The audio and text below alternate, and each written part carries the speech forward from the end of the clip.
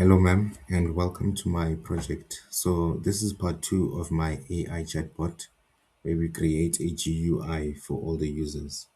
So, the goal of this project was to create a conversational AI assistant that can remember the user's interests, greet users personally, and communicate through the expertise of an AI.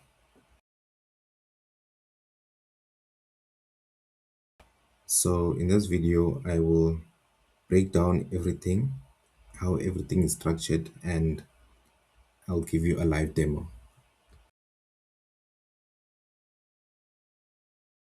So I will start with the chats.cs class.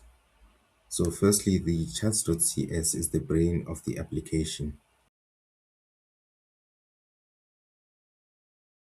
It handles all the chat responses, figuring out what the chat should say back based on what the user types in and how all responses are generated.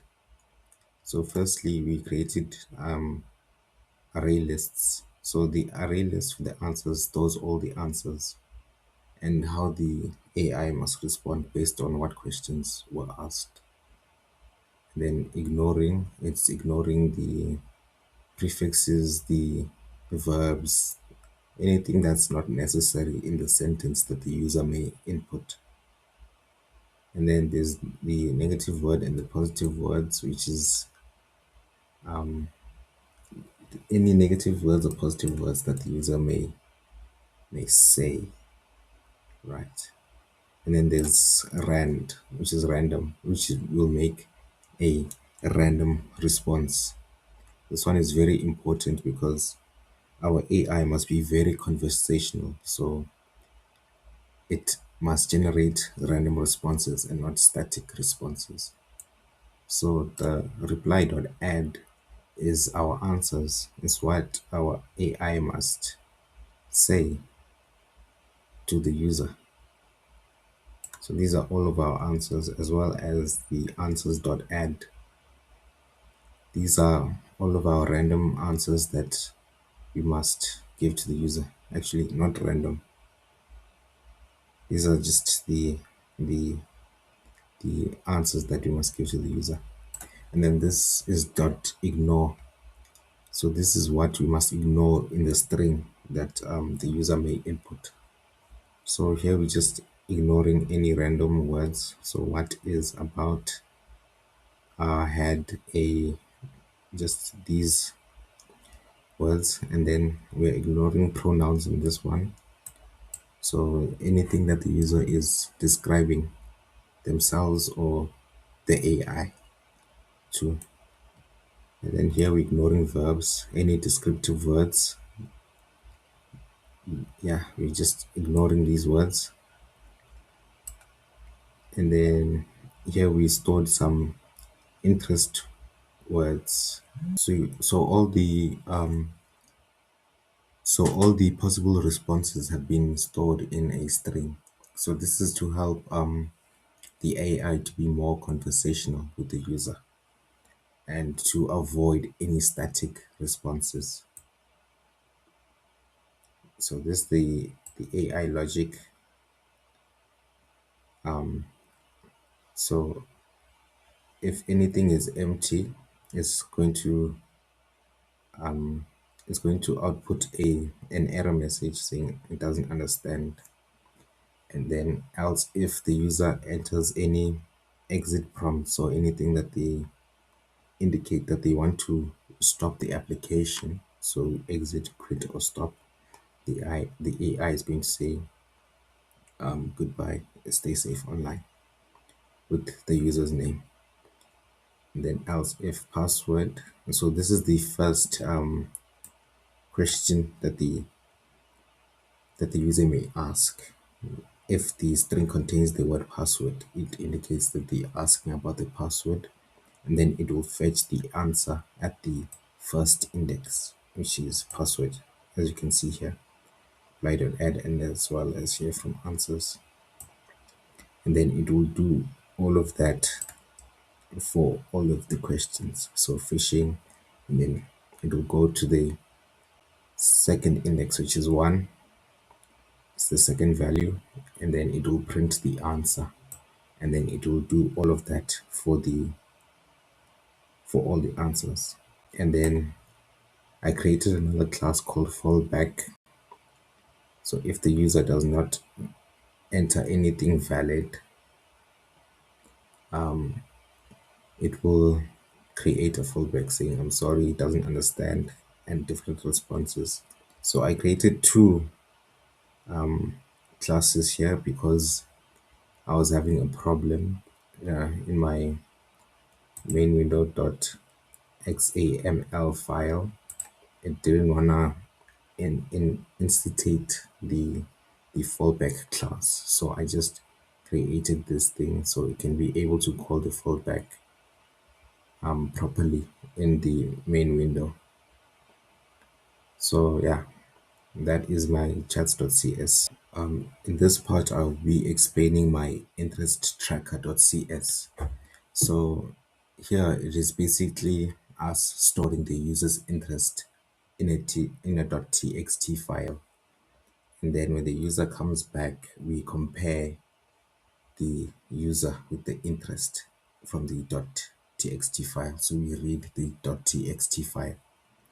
So the file name is going to be interested topic.txt. So we're creating a hash set.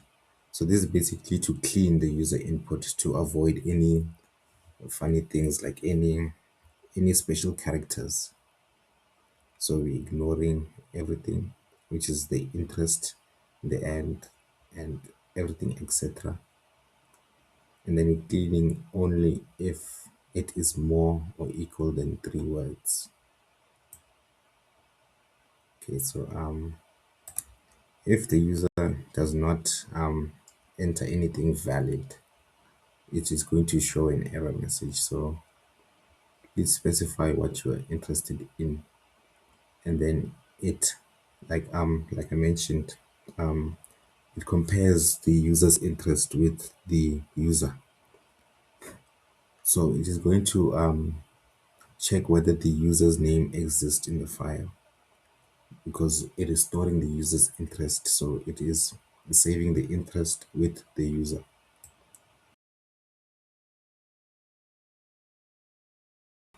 So in this part, we're going to be looking at the main window.xaml file.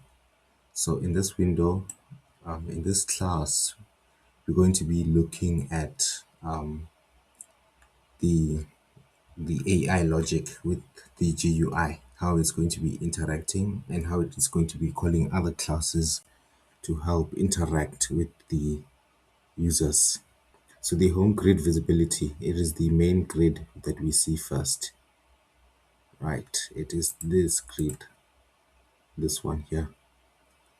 So when the user press the proceed button, this blue button here, it is going to be hidden.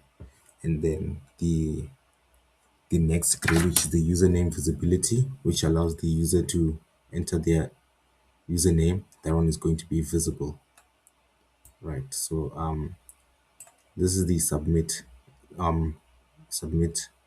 name input box. So this is we are collecting the name from the input box here, and then when they do it, okay, no, sorry, if they do not do it, an error message is going to be shown. So this is a box. So right now it is not visible because the user needs to make a mistake first for it to be visible. So the username grid, where is it? It's not this one. Yeah, this one. Username error visibility. This is the error message. It is initially hidden. So for them to make a mistake, it becomes visible. Right. Okay, so this is where we greet the user. We are making use of the greet and name class.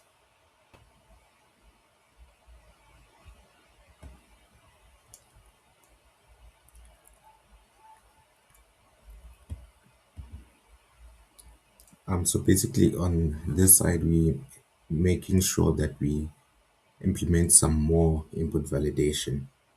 So we're making sure that the user cannot input extremely short words, like they cannot be two or less words. They either need to be equal or more than two. So any two short words, we're just going to ignore and skip to the next word. And then these are the interested indicators. So if the user is indicating that they like a certain topic, whether it's interested or they like, it is going to save that interest, and it is also going to implement the input validation. And then in this part, this is we are basically making the user interface more user friendly to the user. So foreground brushes blue makes the username blue, and then font weight bold makes the username bold. And then this is the bubble. The corner radius has like a nice circulation effect, a nice border radius to it. And then padding, we're just adding some space to make sure that nothing is squashed in there. And then we made it red as well. Yeah, text inlines dot element foreground brushes is red. So this is the AI name. It is going to be red to so we can distinguish between the AI and the user. And then we also align the bubble left. This is to help it fit more properly. So yes, this is my main window.xaml file. I'm going to end here and I'm going to give you a live demo because I don't want this video to be too long. But thank you for watching.